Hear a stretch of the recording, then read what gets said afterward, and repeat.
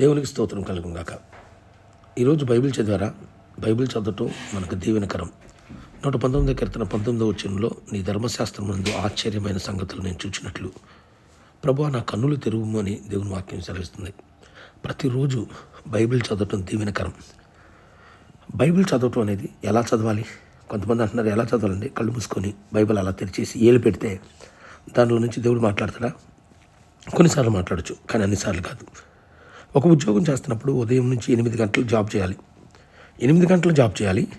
నెలకి 30 రోజులు సెలవులు తీసి ఒక 25 రోజులు జాబ్ చేయాలి. అలాంటి జాబ్ చేసేటప్పుడు అప్పుడప్పుడు వచ్చి వెళ్తే జీతం వస్తుందా? అప్పుడప్పుడు వచ్చి వెళ్తే జాబ్ ఉంటుందా? జాబ్ పూర్తిగా చేయాలి. నీకు ఇవ్వబడిన పని కరెక్ట్గా చేయాలి. బైబిల్ గ్రంథం కూడా అంతే. ప్రతి గ్రంథంలో ప్రతి పేజీ చదివి ఉండాలి, చదవాలి కూడా. ఈ సంవత్సరం బైబిల్ మొత్తం చదివేశాను. మరి నెక్స్ట్ నుంచి ఏం చేయాలి? మళ్ళీ చదవాలి.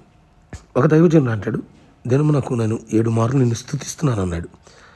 7 మార్లు స్తుతిస్తున్నాను, 3 మార్లు ప్రార్థన చేస్తున్నాను అన్న వ్యక్తి ఒక 3 మార్లో ఒక 7 మార్లో బైబిల్ చదువుతున్నాను, బైబిల్ చదివే విషయంలో దివారాత్రము ధ్యానిస్తున్నాను అన్నాడు ఆయన. ఎంత అద్భుతమైన విషయం! బైబిల్ అయితే దివారాత్రము. దేవుని బిడ్డలారా, మీకు అవకాశం ఉంటే రోజుకి 7 సార్లు బైబిల్ చదవండి, రోజుకి 7 సార్లు స్తుతించండి, రోజుకి 7 సార్లు ప్రార్థన చేయండి. సూపర్గా ఉంటుంది. మీ జీవితాలు సెట్ అయిపోతాయి. Praise the lord. అది అద్భుతం కదా. బైబిల్ చదవటం కూడా మన సొంత జ్ఞానంతో చదివితే అర్థం కాదు. ఐతియోపీయుడు అపోస్తుల కార్యం 8వ అధ్యాయంలో ఆయన గుర్రం మీద లేదా రథం మీద వెళుతూ బైబిల్ చదువుతున్నాడు, కానీ ఏం అర్థం కావట్లేదు. యెషయా గ్రంథాన్ని చదువుతున్నాడు. అప్పుడు పరిశుద్ధాత్మ దేవుడు ఫిలిప్పు గారిని పంపించాడు.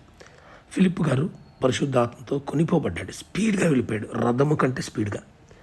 ఆయన వెళ్ళి, నువ్వేం చదువుతున్నావు, గ్రహిస్తున్నావు అంటే, అయ్యా గ్రహించట్లేదు, వచ్చి కూర్చొని నాకు అర్థమయ్యేటట్లు చెప్పంటే పక్కన కూర్చొని అర్థమయ్యేటట్లు చెప్పాడు. దాని అర్థం, బైబిల్ చదవటం మనం సొంత నిర్ణయాలతో సొంత ఆలోచనతో చదవకూడదు. ఎందుకంటే బైబిల్ని రచించిన రచయిత పరిశుద్ధ ఆత్మదేవుడు. ఆయన ఆలోచన ప్రకారం, ఆయన సహాయం కోరి, ఆయన అర్థం చేయమని కనుక ఆయన అడిగి మనం బైబిల్ చదవాలి. బైబిల్ చదవటం ఎంతో ప్రాముఖ్యమైన విషయం. దయచేసి బైబిల్ చదవటాన్ని నిర్లక్ష్యం చేయొద్దు. జ్ఞానం వస్తుంది, విజయం వస్తుంది, పరలోకపు దీవెన వస్తుంది. బైబిల్ చదవటం ప్రతి ఒక్కరూ కూడా అలవాటుగా నేర్చుకోవాలి. ఇప్పుడు అన్నం పెట్టామండి, భోజనం పెట్టారు, మధ్యలో తింటారా, కొంచెం తింటారా, అప్పుడప్పుడు ఒక ముద్ద తింటారా? ఒక ప్లేట్లో ఎంత అన్నం వేశారో, ఒక ప్లేట్లో ఎంత టిఫిన్ వేశారో మన కడుపుకు సరిపోవా? ఆ ప్లేట్లో ఉన్నది మొత్తం తినేస్తాం కదా.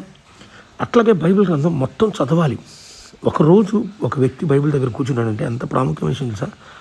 వీలు కుదిరితే బాగా బిజీగా ఉన్న వాళ్ళైతే ఆదికాండం 12 అధ్యాయాలు, మత్తయి సువార్త 12 అధ్యాయాలు అవగానే మళ్ళీ 13వ అధ్యాయం నుంచి 24, ఇక్కడ 13 నుంచి 24 అట్లా చదివితే ఉంటుందండి బైబిల్ గ్రంథం. అర్థం చేసుకొని చదవాలి. అర్థం కాకపోతే మళ్ళీ ఒకసారి చదవాలి, అర్థం కాకపోతే ఇంకొకసారి చదవాలి.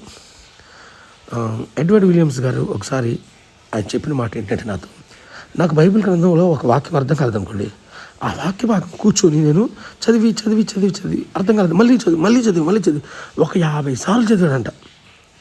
అంటే 50 సార్లు చదివిన అర్థం కాలేదని కాదు, చదివే కొద్ది నూతనమైన ఇస్తున్నాడంటే దేవుడు. చదివే కొద్ది కొత్త విషయాలు. ఎంత అద్భుతమైన విషయం, ఎంత ఆశ్చర్య విషయం. జఫన్యా శాస్త్రి గారు ఒకసారి తన మాటల్లో ఇలా చెప్పారు. ఆయనకి సంఖ్యాకాండం కొంచెం కష్టంగా ఉండేదంట, లేవికాండం కొంచెం కష్టంగా. ఇది స్టార్టింగ్లో ఇట్లో దేవుడే మాట్లాడతాడులే అనుకున్నారంట. ఒకసారి ఒక ఆయన అంటే, లేవికాండంలో విషయాలు నువ్వు చెప్పగలవా? బైబిల్ మొత్తంలో లేవికాండం నుంచి దేవుడే మాట్లాడతాడు, సంఖ్యాకాండం నుంచి దేవుడే మాట్లాడతాడు అని అంటే, నిజమే కదా అని చెప్పి ఉపవాసం ఉండి 3 రోజులు ఉపవాసం ఉండి ఇంకక్కడే కూర్చొని బైబిల్ గ్రంథంలో ఆ సంఖ్యాకాండం సంఖ్యాకాండం ఎక్కువ చదివేటప్పుడు సంఖ్యాకాండంలో ఉన్న విషయాలు ఆయనకి పరిపూర్ణంగా అర్థమైనాయి అంట. అంటే పరిపూర్ణంగా అంటే దేవుడు చాలా అర్థం చేశాడంట. ఆయన సంఘంలో ఎక్కువ బాప్తిస్మాలు పొందినవారు, ఆయన వాక్యంలో ఎక్కువ బాప్తిస్మాలు పొందినాడు ఆ సంఖ్యాకాండం గురించి, ఆ లేవికాండం గురించి బోధిస్తున్నప్పుడే పొందారంట. అంటే అసలు అర్థం కాదన్న వాక్యాన్ని చదివే కొద్దీ దేవుడు అర్థమయ్యేటట్టు చేశాడు. దేవుని బిడ్డలారా, ఈరోజు నేను మిమ్మల్ని ఎంకరేజ్ చేస్తున్నాను. ఈ క్రిస్మస్ కాలంలో బైబిల్ చదవండి. బైబిల్ మన గ్రంథం, ఇది దేవుడు మనకిచ్చిన వరం. బైబిల్ అంటే దేవుని మనసు, బైబిల్ అంటే దేవుని మాటలు. ఈ బైబిల్ ఎలా చదవాలి? వీలుంటే మోకరించి చదవండి, మోకరించలేకపోతే ఒక టైం పెట్టుకోండి. అప్పుడప్పుడు చదవద్దు, ఒక నిర్ణీతమైన సమయం పెట్టుకొని అక్కడ కూర్చొని ఆ బైబిల్ చదివే వరకు దేవుణ్ణి అడిగి బైబిల్ చదవండి. మరి ప్రార్థన చేద్దామా? ప్రతి ఒక్కరు కళ్ళు మూసుకోండి. మహాపరిశుద్ధుడు వద్దు ప్రేమ కలిగిన పరలోక తండ్రి, ఈ వాక్యం వింటున్న ప్రతి బిడ్డ కూడా అయా నీ యొక్క మాటలు విని అయా నీ మాటలు చదివే కృప దయచేయండి. బైబిల్ గ్రంథాన్ని హృదయపూర్వకంగా చదివే కృప దయచేయండి. వీరేదైనా అవసరతలు ఉంటే అవసరత నుంచి ప్రభా అవసరతను తీర్చండి. బైబిల్ చదవటం ఇష్టం లేని వారు బైబిల్ చదివేలా సహాయం చేయండి. బైబిల్ అంటే కష్టంగా ఉన్నవాళ్ళు బైబిల్ అంటే ఇష్టంగా మార్చండి. బైబిల్ అంటే బోరు కొడుతున్నవారు బైబిల్ అంటే ప్రభానికి స్తోత్రం చాలా ఇష్టంగా మారిపోవటకు సాయం చేయండి. అయా పిచ్చి ప్రేమను దయచేయండి. నేను బైబిల్ చదవను ఒకప్పుడు, కానీ ఇప్పుడు ఇష్టంగా చదువుతున్నాను అయ్యా అని సాక్ష్యాలు మేము వినాలి ప్రభా. పరిశుద్ధాత్మని అట్లా బైబిల్ చదివించమని ఈ కుటుంబాన్ని మీ చేతికి అప్పగిస్తూ యేసయ్య నామములో ప్రార్థించి దీవిస్తున్నాను తండ్రి. Amen, amen.